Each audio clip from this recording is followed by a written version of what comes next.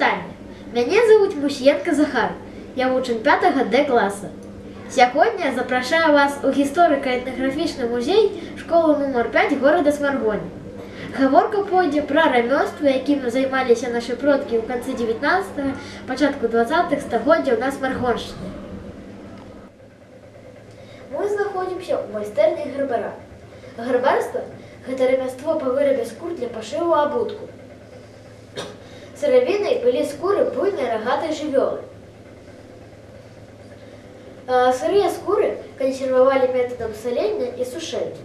Техника вырабу скур уключала подрыхтоўчыя операции: мачэнне, заленне, няздрэнне, очистка от шерсти, квашэнне, дубленне и апрацоўка. Усе операции праводзіліся уручную. Яшчэ адным заняткам наших продкаў было пякарство. Пякарство – гэта вытворчасць хлебабулачных вырабаў. У канцы 19-го, пачатку 20-х стагоддзяў было развіта на ўсёй тэрыторыі Беларусі. Пякарні існавалі ў гарадах і мястэчках. Мястэчка Смаргонь славілася сваімі смаргонскімі абаранкамі. Са слоў старажылаў, пякарня па выпечцы абаранкаў выглядала так. Унутры памяшкання размяшчалася вялікая мураваная печ. Побач знаходзілася памяшканне для захоўвання мукі. Ёмістасць для замешвання теста, вялікая лава для больш дасканалай яго апрацоўкі. Цесто раскатывалі драўлянымі качалкамі. Затым дзелілі яго на невялікія палоскі і скручвалі ў баранкі. Гатовыя вырабы клалі на невялікую лапату і высыпалі ў чыгун сіропам. Пасля ўсплывання абаранкі памяшчалі ў другую частку печы для прасушкі. Затым іх збіралі ў мяшкі і вывозілі на продаж. У пякарнях працавала 4-6 жанчын. Перад намі творак ганчара.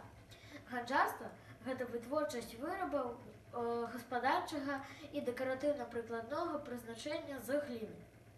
Першапачаткова вырабы ляпіліся ўручную з фармовачнай масы, без апальвання. Паступова асноўным кампанентам стала гліна, у якую для трываласці дабаўлялі траву, тоўчаныя ракавіны, пясок.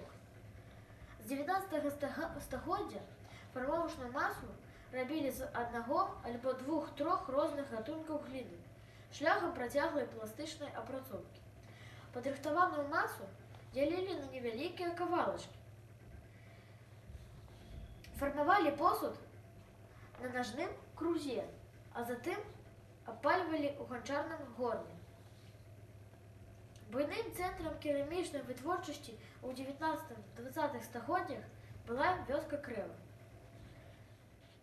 Калекцыі крэўскай керамікі знаходзяцца ў Дзяржаўным музеі і музеі старажытна-беларускай культуры. Як можам бачыць, смаргонская зямля славілася сваімі майстрамі. Пра іх ведалі не толькі на тэрыторыі нашай краіны, але і далёка за яе межамі.